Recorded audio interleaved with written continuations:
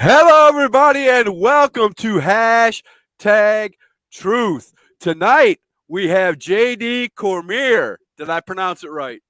Yes, sir, you did. Yes, sir, brother, you did. All right. Tell us a little bit about yourself, JD.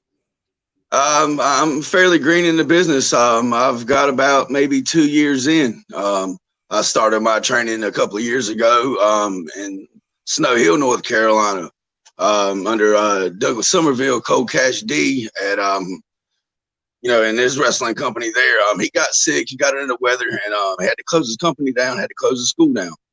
I was Now, going to go out for there. everybody out there, you are a referee, correct? Yes, sir. Yes, sir. I am. I'm a referee. I never intend to do any wrestling, to be honest with you. My goal is to be one of the best referees that I can possibly be. So, are you as blind as all the other referees? Oh, yes, sir. I don't see half of what I see. I always got to ask that, man, because the blind eye is the best thing in the world, brother. I hope he calls me a good friend. I have a good friend in the business who's a referee, and I'm going to have him on next Monday, I believe, or this coming Sunday, I'm going to have him on. And I always give him, I always say he's got the blindest eye in the business. He's awesome, It's just I love seeing that especially during tag team matches, man. So who did you do most of your training with as a referee? Who? Down at Ring Wars, Carolina, Nice Dick Eddie Brown was my trainer, and I give him credit for just about everything I know in this business. Like I say, I did start my training elsewhere, but up until recently, that's where I've been training at. I got into a car accident. It was my fault, and I kind of mashed up one of our two cars. So with that being said, I'm okay, but the car's not. That's good. That's a good thing. But with that being said, it puts us down to one vehicle. So training an hour and a half from my home isn't going to be very, very easy. I think at this point, like I was telling Coach Brown, I'm still going to try to work there as often as I can. And every time I can make it to a training session, I definitely will. But trying to get two cars between shoot jobs and everything else is going to make that very difficult. I have found a place here in Goldsboro that I can do some training at Extreme Shock Wrestling. I'm thankful for those guys for inviting me to come over when I can. It's always amazing how life gets in the way, right? And brother, if we weren't, on a public broadcast, I'd tell you the old saying my dad used to say about my look, but we'll just say this. I've got the worst look anybody could possibly have. If it was raining $100 bills, I'd get hit with pennies. If it wasn't for bad luck, you'd have no luck at all, right? Is that how they say it? Unfortunately so, but what I've learned about having bad luck is that's only what you make of it. If you put your nose to the ground and you keep trying to strive forward and make the best of what you got, you'll eventually work through it. That's it. Joshua said, "Hey brother, how you doing, man?" Man, I'm trying to make a how you doing, sir? How you doing, good brother? Sammy Love, I like him. He seems like good people.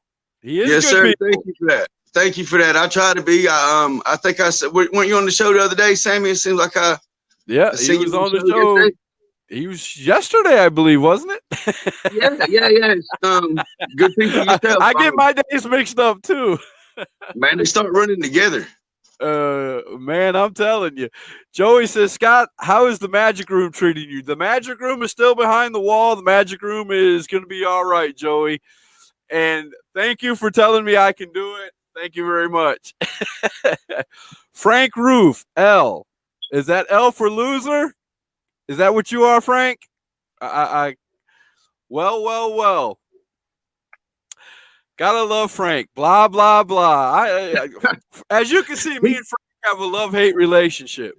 Yeah, I've seen him on the show before. I've seen him. He likes to give a lot of people heat. He said, "What's up, Goof? What's up is I am interviewing one of the hottest new commodity referees in the business, man, and you are interrupting it." Man, I appreciate that. See there? He said, "Yes, I am a loser." All right. Frank, you ain't a loser, man. I really appreciate you having me on today, sir. I appreciate it. Hey, man, When did you know that refereeing was the thing you wanted to do? Where were you at? Give me the moment when you said, "Man, I got to do this ref thing." I had started to train to be a wrestler, and about maybe 3 or 4 weeks in, to be honest with you, probably just from being new and not knowing what I was doing, but I was hurting so bad that I went back to see my doctors. Let me give you a little backstory. 2011, I got in a really bad accident where I broke both my legs, my back, all my ribs. I was in a wheelchair for a while. I shouldn't be doing this. The good Lord has blessed me to be in this business. But I went back to see my doctors just to make sure I wasn't doing anything I shouldn't have done.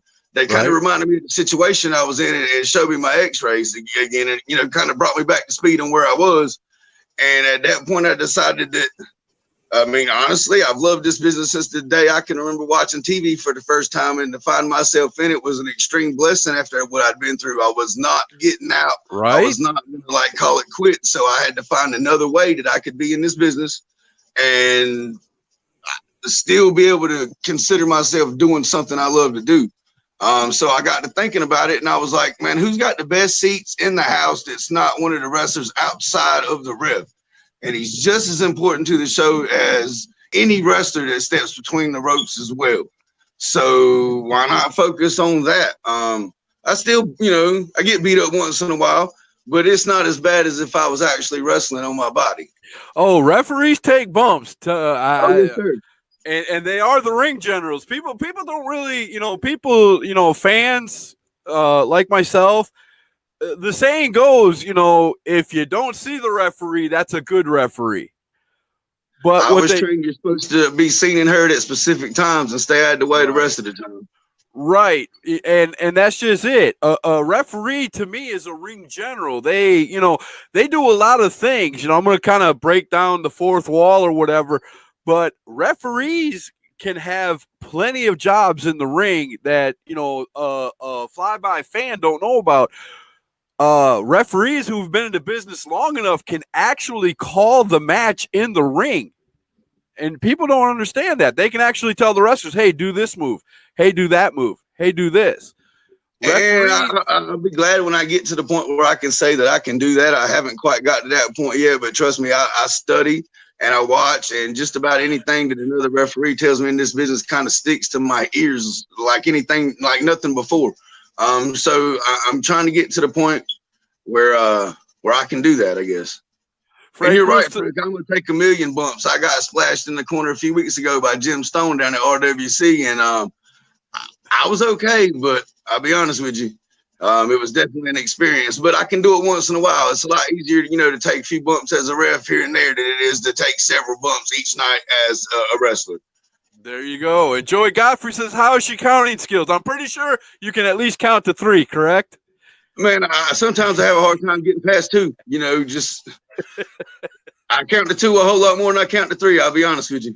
There you go. That's what I'm talking about. Frank said the same thing. He's up to his 2s. Yeah, I got the 1-2 part pretty good. He said no proof of that, Frank. I don't know what that means, but whatever. Felix Feelgood said, what's up, Scott? I can't wait for Saturday. I cannot wait either. I am going to a show, ACCW, with Felix Feelgood and the rest of the 5-star crew, so I am very excited about that. Thank you for inviting me, Felix. I am looking forward to that big time. So, JD, is there any referee in the business today that you watch that you try to model yourself after, or actually take tips from, like watching? I mean, there's a lot of good ones out there. Well, yeah. I'll be honest. WWE wise, the bigger company wise, I mean, everybody watches Nick Patrick, I guess. I really watch. And when it comes to the independents, I watch a lot of James Hunter. I watch Doug Markham, guys that are RJ Adams. How you doing, my man? Yeah, man. Refereeing is something that is kind of I won't say it's a lost art, but not a lot of people want to be referees their whole entire career. I mean, that's different to hear. I mean, I'm glad that it keeps you in the ring, but a lot of people referee to get into the wrestling side of it and things like that. It's good to see that. I'm sorry that you got into your car accidents and all that, but I'm glad to see that you're still in the wrestling business, that you're carrying on and you're doing what you love to do. And you made a really bad thing into a positive, brother. I really appreciate that. Well, you're right. A lot of guys start out their careers as referees and transition into being wrestlers. And I guess that's a great thing. It teaches those guys some things, I guess, before they actually get in and start wrestling a whole lot.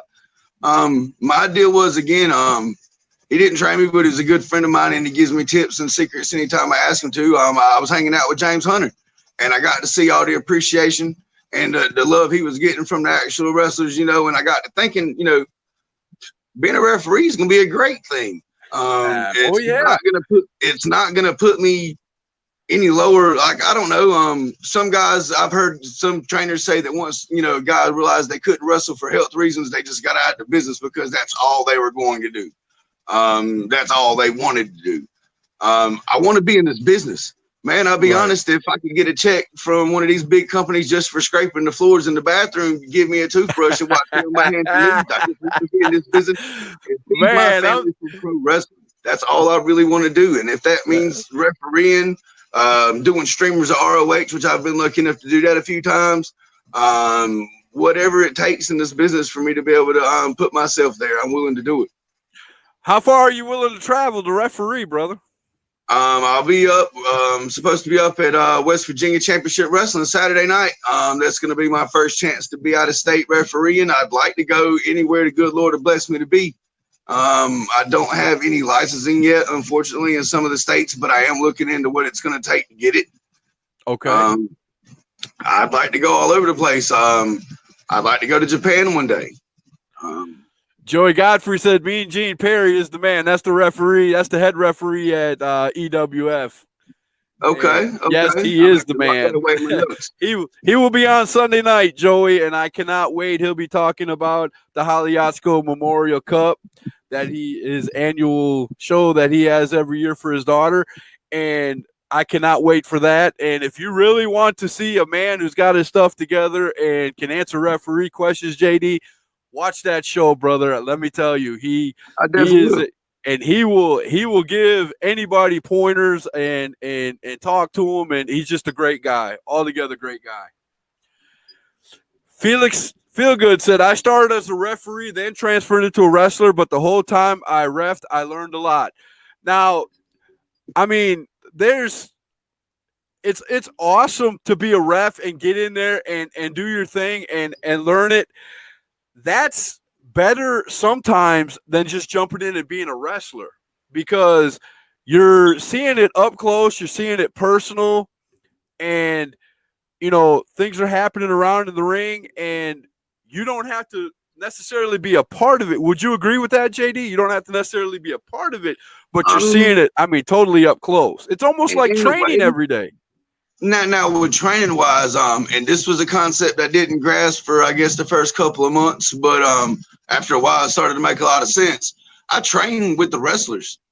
Now, because of certain physical limitations, there's only so much that I can do. But I like to train with the wrestlers, and the reason for that is like it was taught to me. Once you've done that move a few 100,000 times, it seems like, when you're refereeing a match and that spot's coming up, you know where everybody's going to be at. So that way you can be out of the way. That way, if there's fixing to be a pinfall situation, you know where to be in the right place, that you got both eyes on them shoulders. And that way you're not making the count out of position. See, that's the one thing that gets me. That's the one thing that kills me as a fan.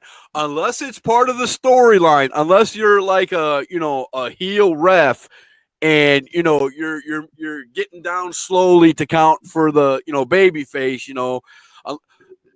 Referees that are out of place drive me nuts. Like you said, don't be seen unless you're part of the gig. And if I'm looking and going, oh my God, that should have been the 3 count or something like that. If I'm looking at the referee and not the wrestlers, the referee's not doing his job right. What would you say about that? Yeah, I guess I would agree with you there. There again, I guess wrestlers are supposed to be seen and heard in certain situations, and and only in certain situations. But when you're supposed to be there, you daggone well ought to be there. Again, if you'll train with the wrestlers weekly or as often as you possibly can, anyway, because I know the idea is to train as often as possible every day, 2 or 3 times a day, if you could.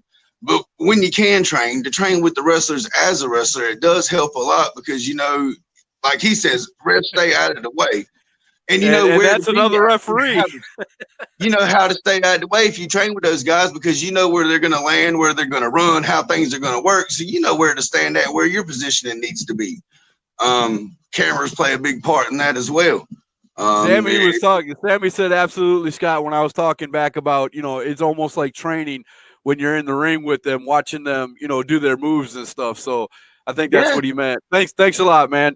I'm not a wrestler. I'm not a referee. I've never been in the ring. My training lasted all of about 2 minutes. I couldn't even do the first fall. So I'm not a wrestler. I'm a 30+ year super fan. Okay, hey man, so nothing's wrong with that. That's how everybody that's in this business and any kind of job that they have got in it is because they grew up a fan. that's it. That's it. Now, who did you grow up watching? What wrestlers did you grow up watching? Who was your favorites? Because I'm surprised it hasn't come up yet. Well, I mean, I was born and raised in the South and in North Carolina, so of course I grew up idolizing the Horsemen. Uh, I remember, Never I can go remember being wrong. a little boy standing in front of the TV screaming at Ric Flair and Arn Anderson, thinking I was going to be the next member of the Four Horsemen as a baby. And maybe it ain't quite come to that, but you know. Did you ever walk around imitating Ric Flair? I'm the Oh yes, limo sir. driving, airplane flying. Now, to be honest, Randy Savage was the guy I liked who when I was a kid. That was who I always walked around impersonating. I Ooh, always thought Randy yeah. Savage was the man. I mean, he always had a way to let you know, brother, when you was out of line, nigga. That's what I'm talking about. Oh man. Oh, I love all the old time wrestlers before they became WWE superstars. It was even more fun to watch them. I mean, it was awesome watching the WrestleManias of old, the first, second, third.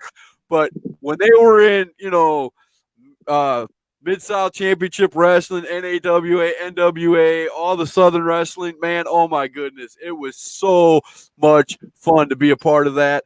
I miss territories, man. I'm old school. I miss the territory days. I wish they would come back. I wish some of these, organizations would get together and make territories again. Egos That have would be apparently gotten in the way of a lot of that, but man, I miss that. What do you have to say about that? mm, that would be nice. I'd like to see companies work together instead of working against each other. No doubt, no doubt. It's hard to do. I'm going to tell you, in this day and age, it's very hard to do. But when it does, when they do get together and work together, it's awesome. It's awesome for the wrestlers. It's awesome for the fans. They make their money. The wrestlers make their money.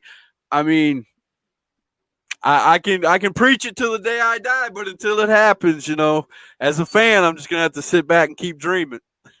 No, you're exactly right. Exactly right. It creates more opportunities for everybody as well. Fans So as well. exactly. So let me ask you, what is your dream match to referee? Who would be in the ring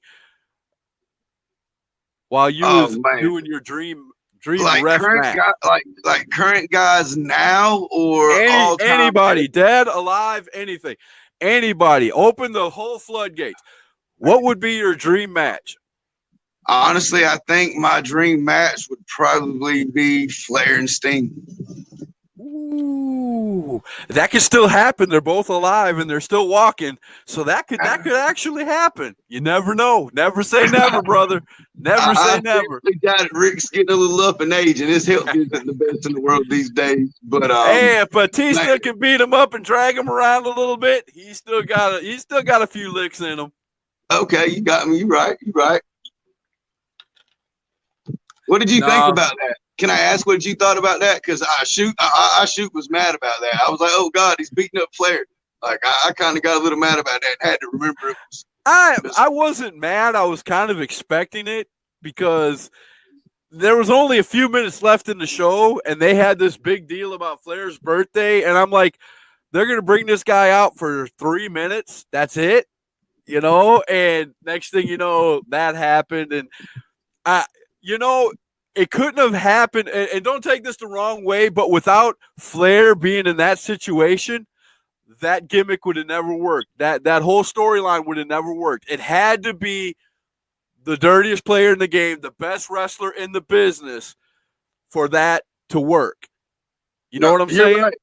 And that little story right there is what got me back to watching WWE again right before WrestleMania. Man, I've been on a spurt where lately, the independence stuff overseas, that's mostly what I watch these days. MLW, I don't know, WWE. I hate to say I've gotten bored with it, but I think a lot of us actually have.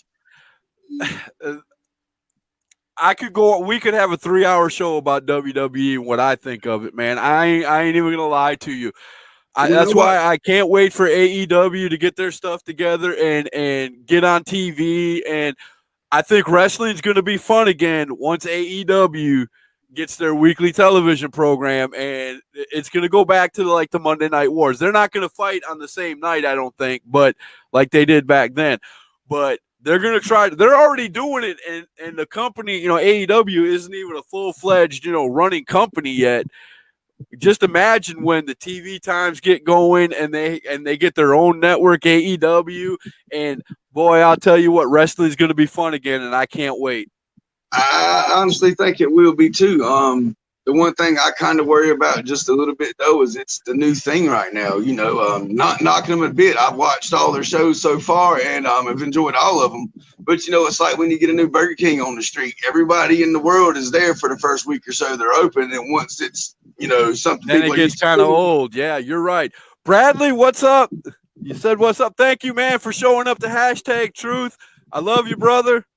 And keep coming back. If you got a question for any of the wrestlers, Bradley, that's what we're here for. We've got JD Cormier here. I said it right 2 times, man. I'm so proud of myself.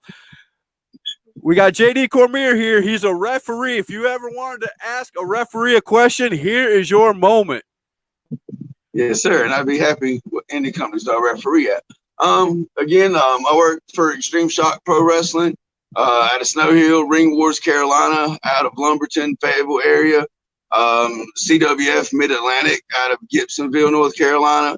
Carolina All Star Pro Wrestling at Old Dallas, North Carolina.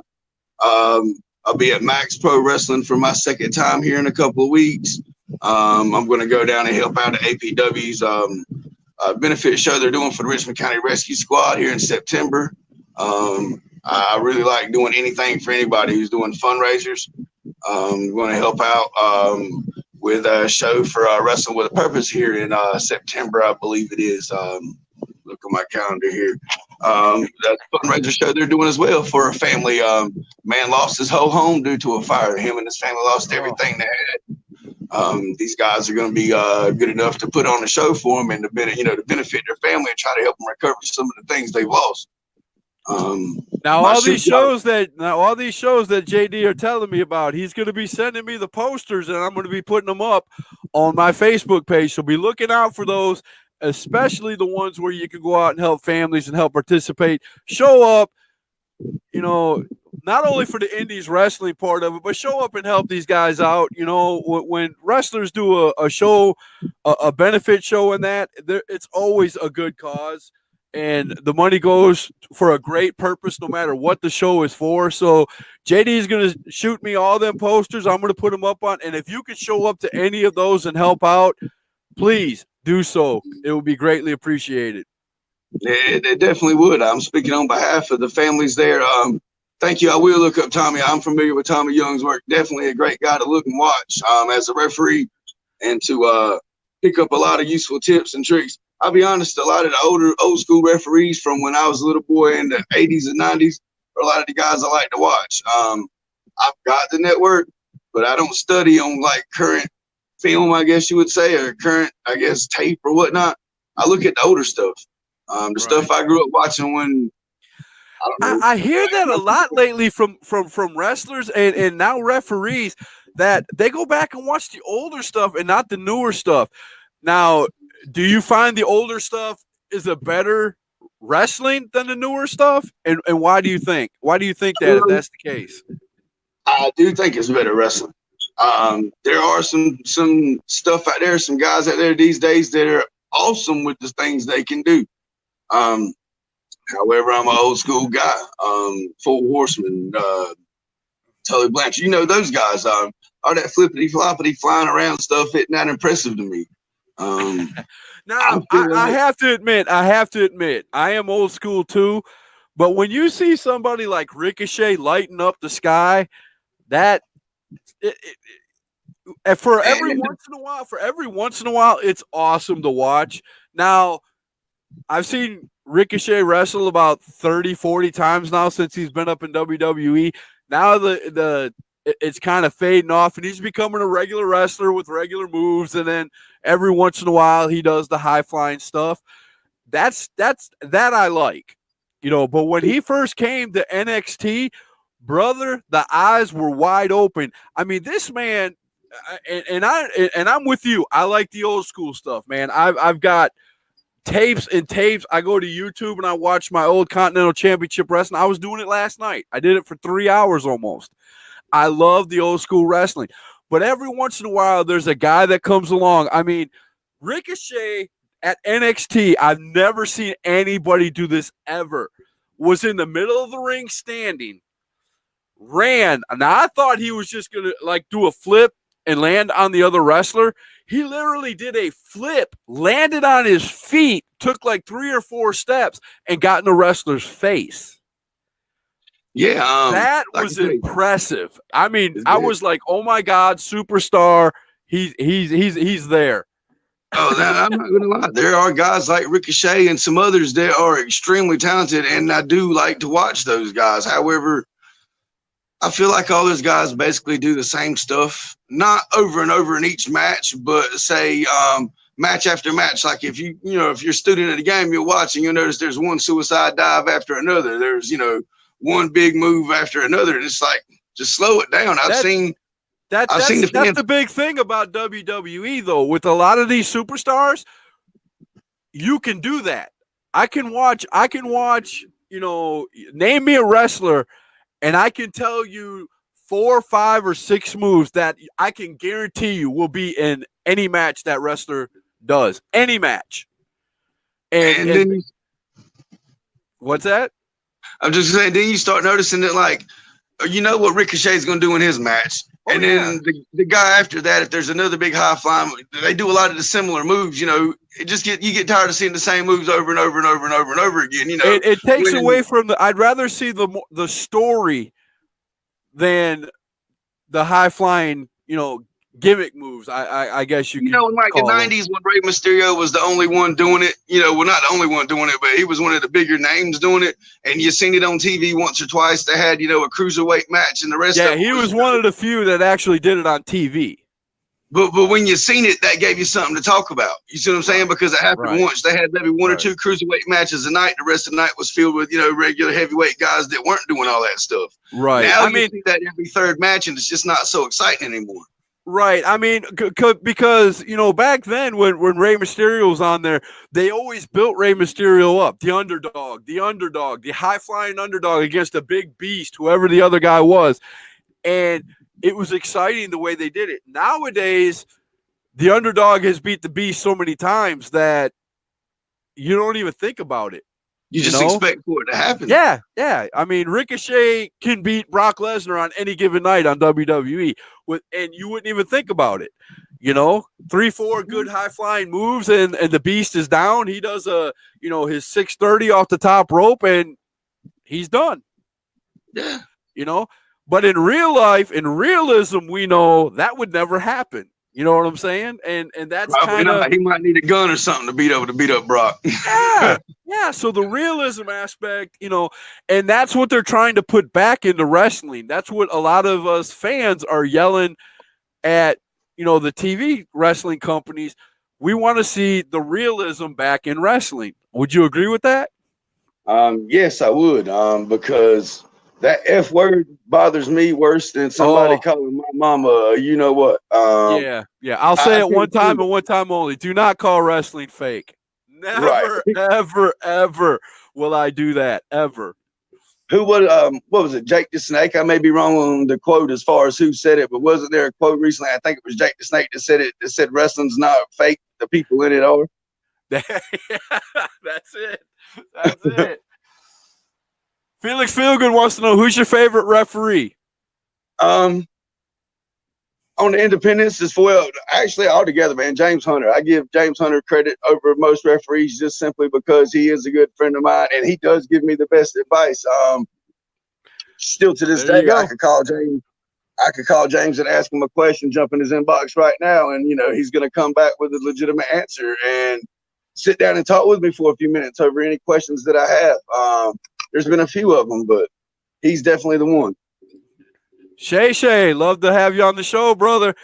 Know when to be in the way and when to be out of the way. That's the number one rule for a referee, isn't it? Yeah, yes, sir. Yes, sir. When to be in the way and when to be out of the way. But I'm gonna tell you what, most wrestlers do not want you in their way at all. Right, no doubt. Learning how to be out of the way is number one rule.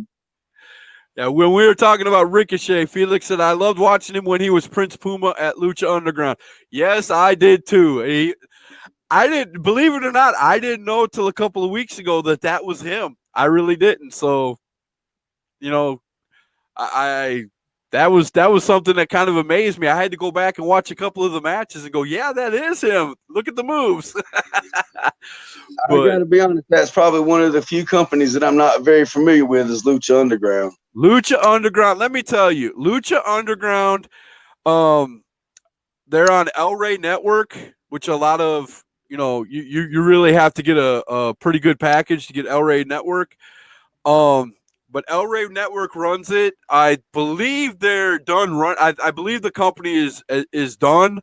I know they did 5 seasons, but you're talking about deep storylines. They run storylines, brother. I mean, it's an hour show. And it's about an owner who it's about it's supposed to be like it's supposed to take you way back in the Micah days where all the tribes were fighting each other. Their big belt is called the belt of the gods. So if you have it, you pretty much run all. You're the best gladiator of all 5 tribes. And that's what they did all their storylines around. And it was awesome, man. A lot of wrestlers came through Lucha, and the storylines were just phenomenal. I would tell you, I'm not sure if they're on Netflix or Hulu or anything like that, but I think they used to be on Netflix at one point. They might be, but if they're not, definitely look them up on YouTube. It's worth watching for a little while. The storylines are great, and they had a lot of great wrestlers. Johnny Mundo went through there for a while. Oh gosh, I couldn't tell you the number of wrestlers that went through there, but it was really great. Rey Mysterio was there. Man, there was a lot of good wrestlers that went through there in the 5 seasons that they've had so far. But the storylines will just grip you, brother. So if you like storyline wrestling, I mean, they should have took some of them people from Lucha and paid them to come over to WWE, because WWE would be the bomb. I mean, way better than they are now if they took some of them storytellers and put them on WWE. But yeah, definitely go on YouTube and check it out. You won't be disappointed. All right, definitely do that. Definitely do that. Randy said Lucha is on Netflix, so check it out, man. Check it out.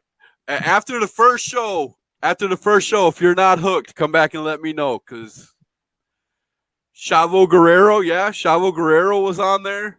And see, now that made me watch it right there, just off the fact that I grew up watching Chavo, so to see what it was got still. Chavo was on there. The leader of LAX, I can't think of his name, but he's on there. Hernandez Conan. Yeah, Conan.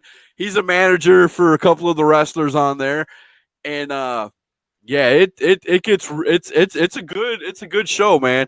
Hashtag truth. When you going to get the rookie sensation on the program? Well, the rookie sensation has to hit me up, brother. Hit me up, and I'll definitely get you on the show. I would love to have Dre White on the show. Hey, Dre White's phenomenal. He's a good friend of mine. I speak very highly of Dre White. Definitely a And good guy. anybody who can take a picture with Kane and make Kane look good, you can definitely be on my show, brother. Have you had a worker get mad at you when you didn't go to 3 when it was a finish, but the shoulder is not down? No, but what I have had was I was working a tag team match a few weeks ago where all 4 guys were in the ring, and it wasn't a spot that I was made aware of, so I was made my 5 count, and all 4 guys, participants in the ring heard my count. They were well aware of the fact where I was at 4, and I got to 5, and I called for the bell. I disqualified them. And they were upset with me afterwards, but I mean, as much as I don't want to how can you not, why would you not want to break a hold if you know that's not the ending of the match? Why would you not break the hold? That just makes no sense. Why would they be mad at you? I mean, what are you supposed to do? I was 4? told that was a 10 count. A 10 count?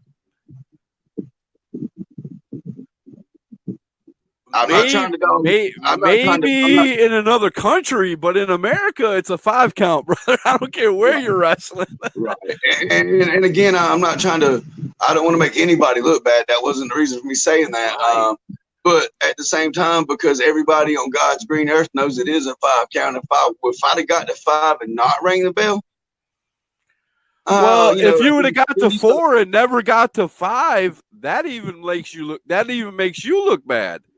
Right, exactly. I mean, you didn't leave me much choice. I don't know what cheap pop. Thank you, buddy.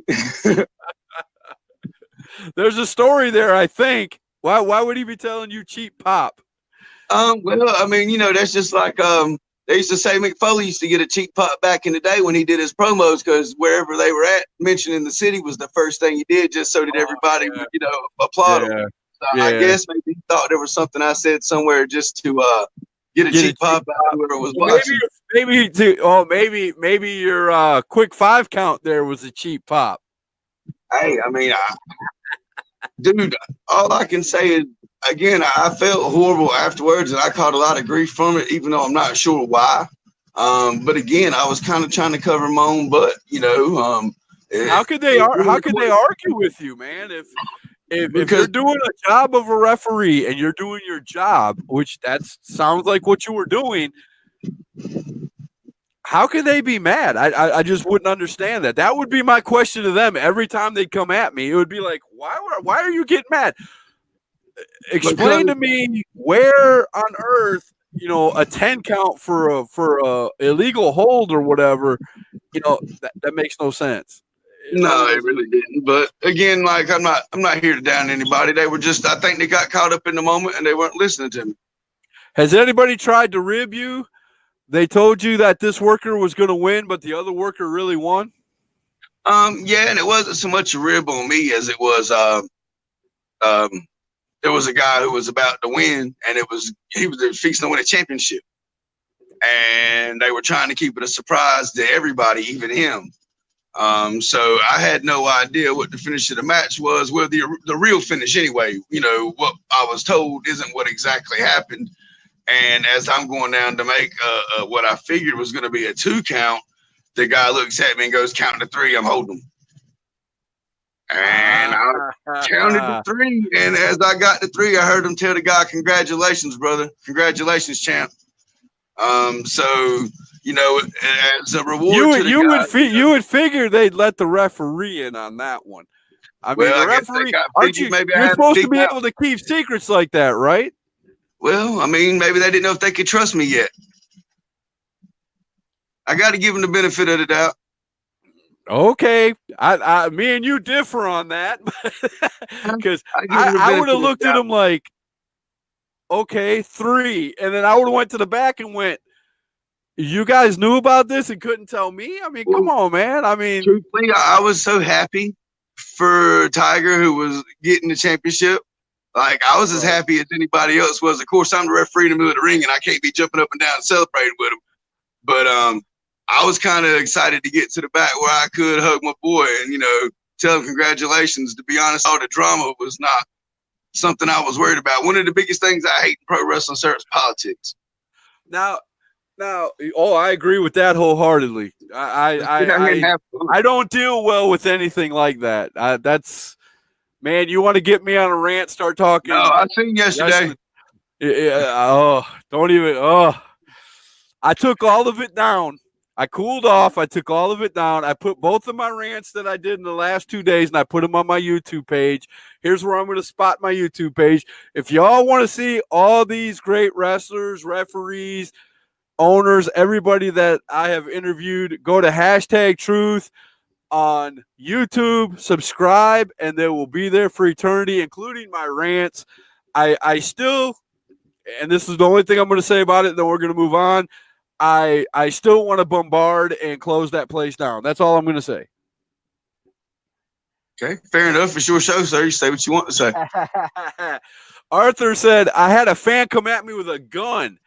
If that happens, just run. Have you ever had anything weird like that happen to you where somebody threatened you?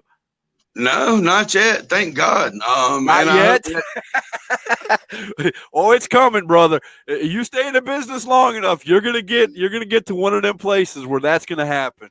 Now over at Extreme, I got some heat last month over at Extreme Shock because at their big title match, the two guys that had so much beef going into that match that I'll be honest, man, when I seen those two monsters getting ready to lock horns, I excused myself from the match, let the ring announcer know that they needed to call in another referee.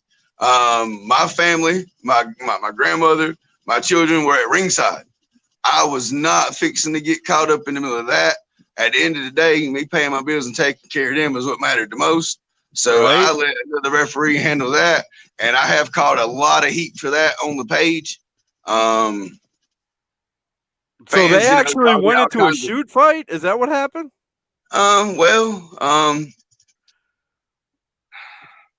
of, sort of. No, it wasn't a shoot fight by any means. No, there's been enough of that going on in this business, and that should never ever happen. Right. That's evil. But I guess it was part of the story. Oh, okay. I try to kayfabe everything, and I didn't really want to be like that, but it was part of the story.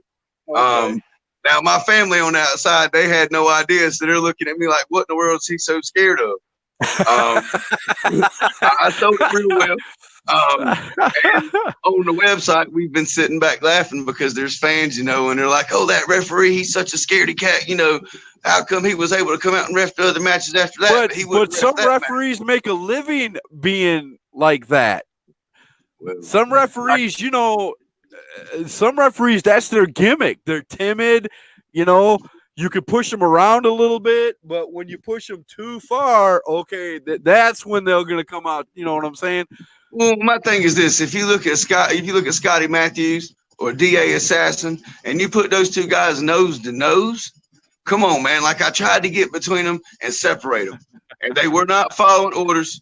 And to be real honest with you, again, at the end of the day, my family's sake is the biggest thing. Right. So I let another official handle that match, but I've been told from upper authorities at Extreme Shock Wrestling that I will be in the ring, like I was scheduled to be in the ring at their last match. Right. And that I'll call it directly down the middle as I'm supposed to. Right. So I guess. Well, that's good, man. I'm glad they understood your point of view. Always try to count to 3 because that happened to me, but didn't tell me anything. I just counted 3. There you go. There's another referee that said he did it. And that's the way I was trained: is you count to 3 every single time. The guys that kick out when they're supposed to kick out, and if they don't, that's not. And then he said, "I thought I messed up." See, so no, Felix, you didn't mess up. You count to 3 every single time. Right. I've actually, and I'll embarrass myself at this particular minute, I had a little bit of a mess up myself, and I forgot where I was in the match one time and didn't get all the way to 2-3. Now I thought I was really going to be in a lot of trouble because there was some pretty big name guys. I want to embarrass them by calling them out and saying whose match it was. But luckily, when I got to the back, both of them being vets, they didn't fire off on me like I was kind of scared they would. But again, I didn't make up a lie either. I didn't try to come up with some excuse. There you go. Hey, I made a mistake. I'm sorry. I hope it didn't ruin the match too much. And I promise to never do it again. But you know what? But you know what? If they're veterans, they understand that. They probably understood you were green. They probably just, yep, green referee, he'll learn, and that's it. But it's when you get somebody, and I'm not downing anybody, so don't hit me with the parade. But the newer you are in the business, the less you see of that. So, they might get upset and fire off on you when they get to the back. Some of the, if it was two newer guys in there and they came back there, you'd probably get the, what the heck? That was supposed to be the ending. What's wrong with you? Are you stupid or something? You don't know how to count to three? And have you ever had anybody do that to you? Oh no, they rib me for that. They still rib me for that to these days. Like my buddies that were in the locker room, that were working that night, because we are friends, and I know that they don't necessarily mean any real heat by it. I still get private messages once in a while, like, "Hey ref, make sure you count to three." Little things like that. But practice on the way, man. Practice on the way. 1, 2, 3. I've luckily not had anybody really dig into me yet. I've been around when I've watched it happen to other guys, and I guess I've tried to pay extra close attention to what's being taught to me so that I don't get that embarrassing time. Because although it'd be a learning moment, and anytime you ever get created for anything you're doing wrong, that's always a time you should learn, and you shouldn't be so mad about it. However, you can't help but to be embarrassed. And I try to watch and learn real good, sir, because I really don't want to take that embarrassment. I feel like it's going to come at some point, though, and that's just going to be somebody putting me in my place, and that's growing pains, I guess. Have you I know you said you're kind of green in the business, only 2 years. Have you been put in a storyline as a referee yet? No, sir. Okay. I sure haven't. I'd like to see. Would you be looking forward to something like that? Would you get involved in that? Sure. I think it would be a lot of fun. Definitely would be something I'd be interested in if somebody wanted to have a referee in a particular storyline that they felt like could do the job. I would definitely like to try. You always get the heel ref that helps the heels. You know what I'm saying? And that's fun to watch. When I wanted to be a wrestler, I always wanted to be the bad guy. It's much easier for me to walk in and say, "Screw everybody in the room. I hate all you fat clowns," than it is to be like, "Yeah, we're going in today." Did you just call me a fat clown? I'm offended. I'm offended. Let me take this up the chain. I'm offended. Rick Rude was my favorite heel because he'd come out and tell all the women how embarrassed they ought to be with these fat, nasty, disgusting pigs. And he could draw heat from everybody before the match ever started just because he was so good on the mic, man. He was always one of my favorite heels. Oh, man. I love Jim Cornette, man. When he gets out there, he doesn't, use those words, but he'll make you feel this high really quick, man. I mean, he knows his business. I'll tell you another one good for that is George South. Oh, yeah. George can draw heat and not do nothing, not say a word. All he's got to do is not take his jacket off fast enough. Man. I mean, and people learn that as they go along, man. I mean, imagine how many wrestling matches George South has been in. I mean, he's a legend, everywhere he goes. And you just learn that stuff. You learn timing. You learn, the chemistry in the ring. You learn, the psychology of making people mad because, people want to watch the match. They want you to get started. And then here you are, pulling off your taking, 10 minutes to pull off your vest. I mean, that's just it's classic. It's awesome. And fans don't even realize that they're getting suckered in to hate them. You just want to hate them. Take it off. Let's go. And that's what I tell people, and that's what people tell us. And a lot of guys don't listen, but less is definitely more professional wrestling. You can do something as simple as not take your jacket off in a timely fashion, not say anything really to the crowd. And they're already booing you and you're calling you all kinds of names. The bell hasn't even rung yet. You're already over at the heel and haven't done anything yet. Randy Carpenter said, my favorite heel in the Indies is Boomer Payne. Randy Carpenter, I'm sorry. I really am. I'm sorry that you... Boomer Payne, the leader of the Unbookables at EWF, I'm really sorry that you like him. No. Me and the Unbookables don't see eye to eye, so I never have anything nice to say. Adam Jackson, Boomer Payne, Bryce Anthony, and the list goes on and on and on and on. They're all a bunch of yahoos. I think my favorite heel right now in the independent business has got to be Preston Quinn. Really? Yes, that angry conservative Preston Quinn. I love that. That's great. That is great. Have you ever caught yourself in the middle of a match being a referee, or at the beginning of the match, especially when they come out, some of these heels, or maybe even a baby that comes out, and you're just amazed at how good they are. You just forget where you're at for a minute. You're like, okay, yeah. Oh, I'm the ref. Wait a minute, I got to check them. Yeah, not so much with the wrestlers per se. Is like, I guess one of the things I haven't been able to do yet is sometimes I forget, not forget where I am, but I'm in the ring and there's the hecklers that are always, come on, ref, I know you've seen that. And it takes me a second in my head not to turn around and be like, no, man, I didn't see it. Not to respond to whatever it was that little heckle call outside the ring was. Don't you love that part? Like when you're like in a tag team or something and you're doing the blind eye and you get all these fans right in front of you, turn around, and you got to ignore them. But have you ever laughed? I know you're not supposed to, but have you ever laughed like, oh my God, look at these fools? The past weekend, the story I was telling you where I walked out of the ring. I'm in the locker room and you can hear the fans outside in the crowd going nuts. They are just mad as anything in the whole world. Because now this main event fight that they've been waiting to see, they can't see now because people are scrounging to find another official. And they're just talking all kinds of junk, and I'm standing in the gorilla position going, got him. But that's the best part about it, man. Now, wait a minute. I got to correct somebody here. Wait a minute. Randy, now look at here. You said my favorite heel in the Indies is Boomer Payne. You can't turn around and go, I don't like him. He's just good at what he does. You can't say he's your favorite. And then when we talk about him, say, no. I really don't like him, but he's good at what he does. Come on, man. I love you, Randy, man. Thank you for stopping by #Truth. Anybody can be your favorite. Don't let us talk you out of it, man.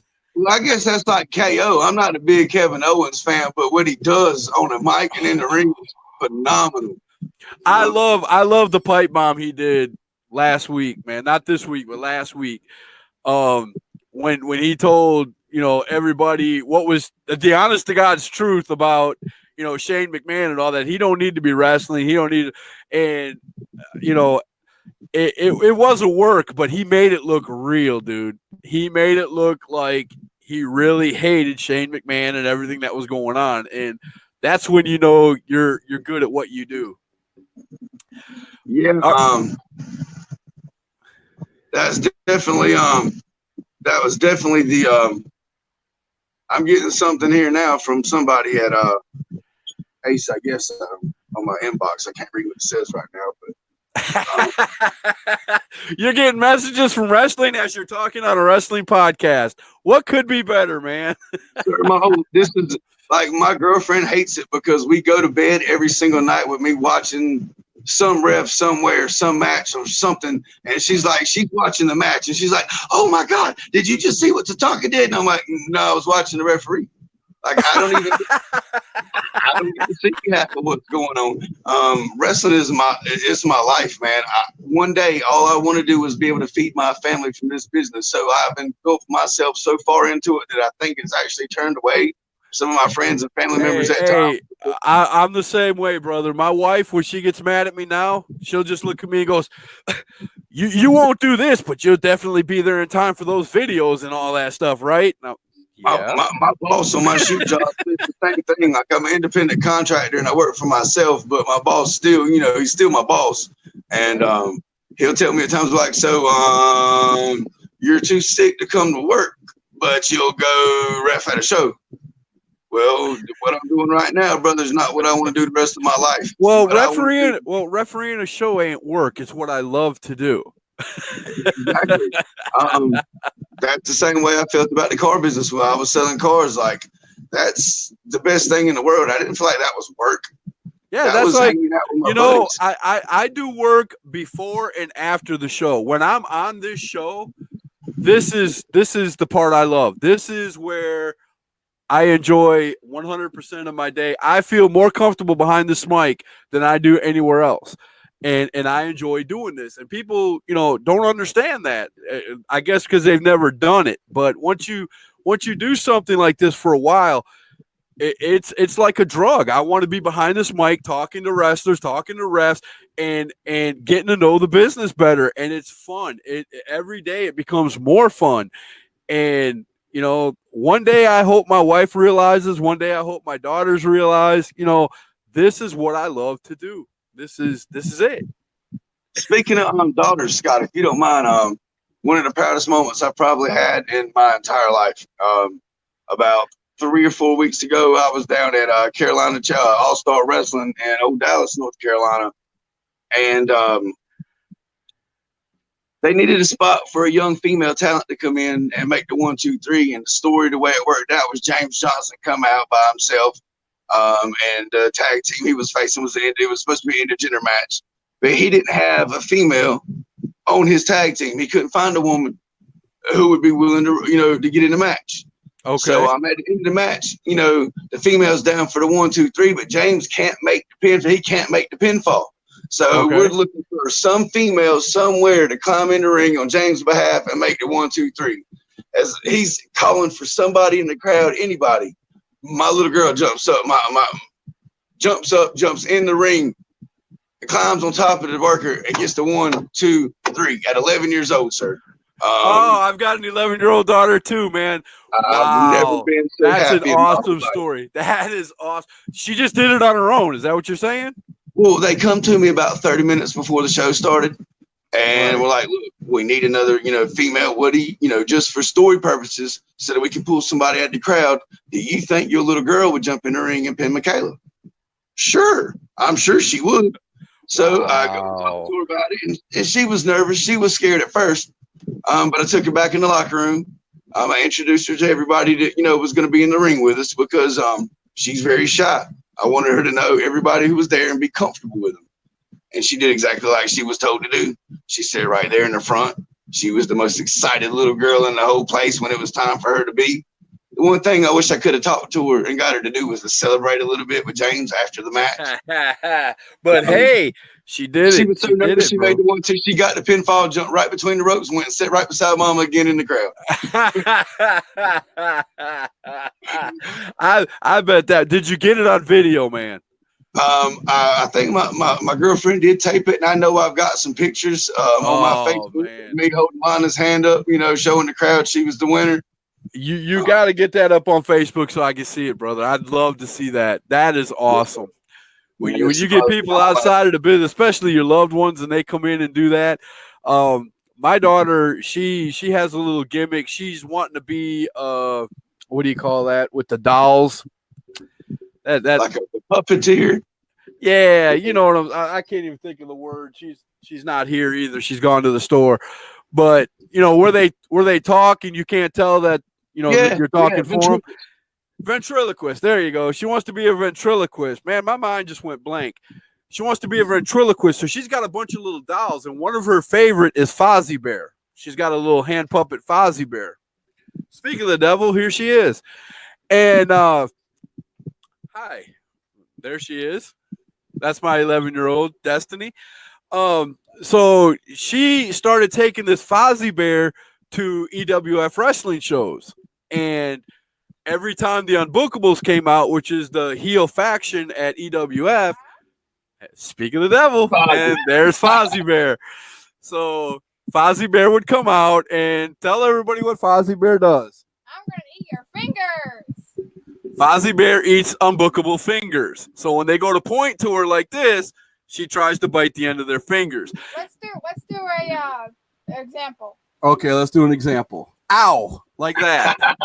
So every time, and Eric Anton, one of the Unbookables, is the most hated by Fozzie. Every time Fozzie Bear comes out at the show, he's scared to death of Fozzie Bear. So and he does the gimmick where he's actually scared, and I love every bit of it. You know, when you get people involved in storylines like that are not in wrestling, that's gonna make them fans forever. Forever. Yes. You know Yes. My little girl, ever since then, now she wants to do is go to the gym with me and work out. And she tried to go to training with me, but of course, I'm not going to take her to training yet. She needs to be older for that, I feel like. Right. Now, if your little girl wants to be a wrestler, what's Daddy going to say about that?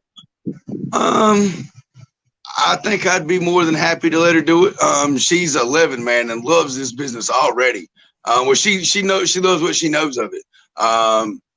And because girls make more money than us in this business, why not let her have a chance at making some good money at doing something maybe that she loves to do? I would just want her to be trained by the right people and know that she's safe while she's doing it. Outside of that, I'm always going to be that guy that encourages my kids to follow their dreams and do whatever, because at 5 years old, 6 years old, all I wanted to do was be in the ring. At 25 years old, I still hadn't done it. And everybody thought that it was the funniest thing in the world to hear me say that that's still what I wanted to do. And at 36, I've got a couple of years under my belt and starting to be able to show people that, hey, if you keep working hard, you really want to do something, you can. So by the time your daughter can be a wrestler at age 18, that's 7 years. You'll be in your 40s. Hey, you could actually referee one of your daughter's matches if she ever became a wrestler. Would you ever consider that?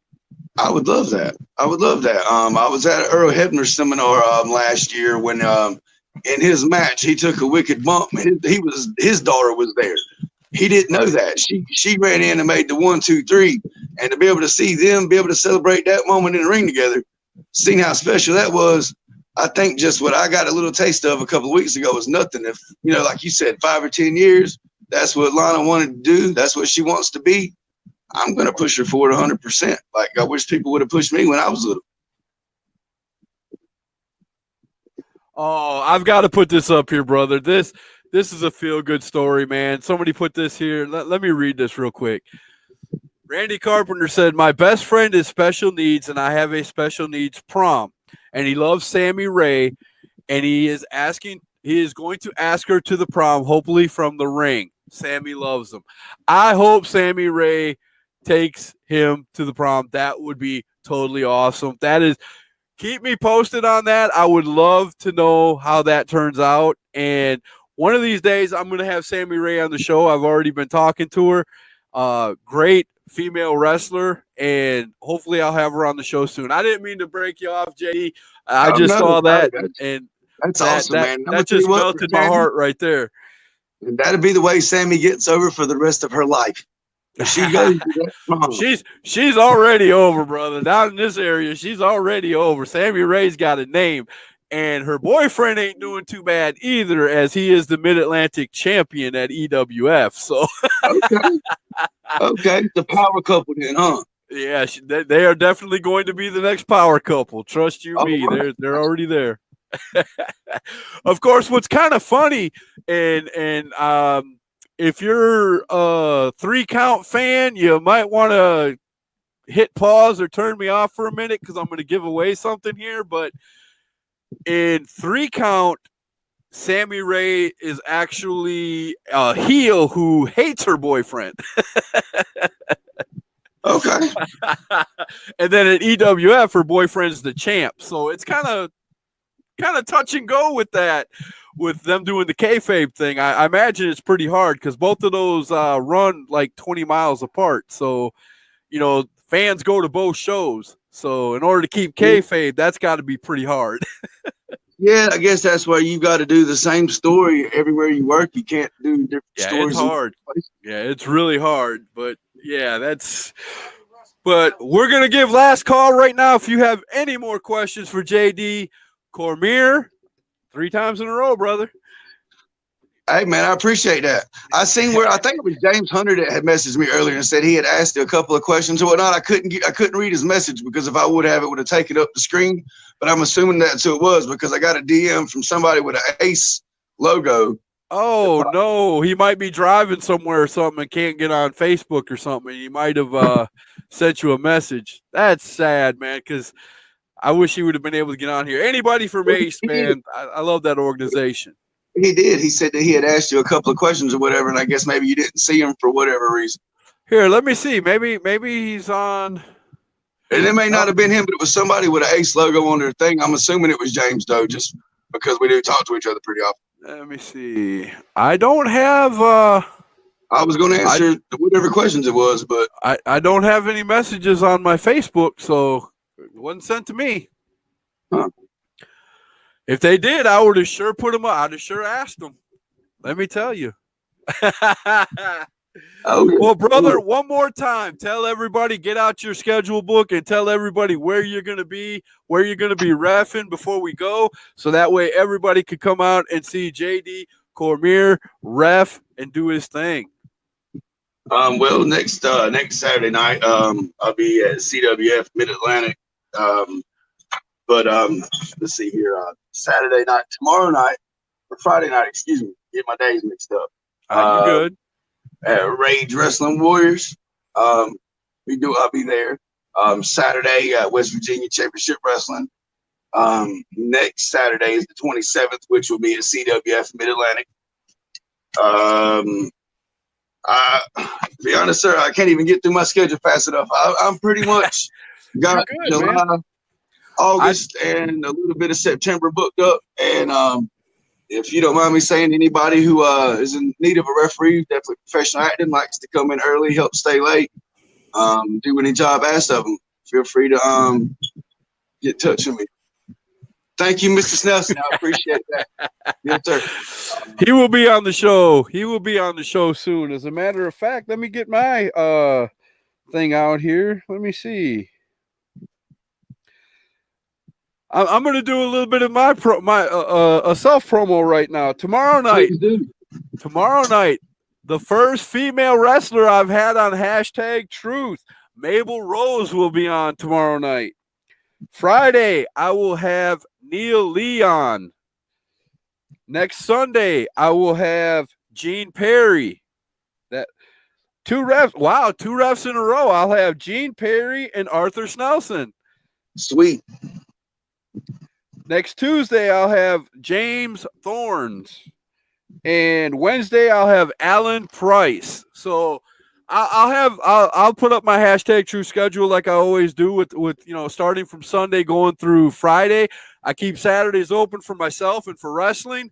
So if you have a wrestling show on Saturdays, hit me up and I will try my hardest to get there, man, because I want to meet all the wrestlers. I want to get them all on the show. And I want to thank you again, JD, for coming on and being such a sport and answering all our questions. And on down the line somewhere, man, if you ever want to come back on #Truth and tell us about some of the matches you've reffed, I would love to have you back, man. Hey, anytime, brother. I've definitely enjoyed this. This was definitely something that I wanted to be able to do at some point, and to be able to do it so early in my career is awesome. So thank you for having me on, sir. Definitely have enjoyed watching your show the last few weeks. Thank you very much, man. I'm having a blast, and I'm going to keep this going as long as I get people that are interested in coming on and being interviewed and putting themselves in front of the fans.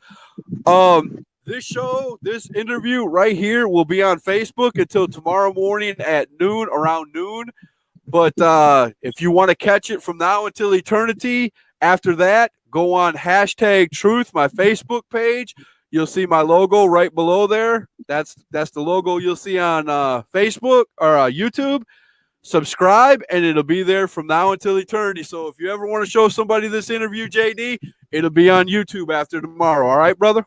Yes, sir. Thank you. Hey, and guys, support independent wrestling. Support professional wrestling of all kinds. But yeah, go to all your local shows. Support all the wrestlers, man. There's nothing better to see wrestling live. It's great to watch WWE on TV if you don't have the money to go to WWE every week and travel the country. Local wrestling is where it's at, people. Let me tell you, these guys work hard. They work long hours. They train all the time, and I'll tell you honestly, I like it better than some of the shows that are on TV. The entertainment is that much better. People don't realize that the guys you see on TV, the guys and girls, the stars you see on TV came from the independent scene. So They all started from somewhere, right, brother? the men and women that you see on Monday Night Raw and SmackDown and all these other big broadcasts, they're in your independent gym, they're in your gyms and your bingo halls and all these places on Friday and Saturday night. Go out and see them. Show them some love. Buy a T-shirt. Spend a few dollars at their merchandise tables. These guys do it. We do everything we do in this business for the fans, for nothing else. And we appreciate it, brother. Let me tell you, we appreciate it. All right, guys, remember tomorrow, Mabel Rose will be on the show. First female wrestler I've had on the show. Hopefully there'll be many others. I cannot wait to talk to her. And JD, you have a great night, and we will see everybody tomorrow night. Yes, sir. You have a good night.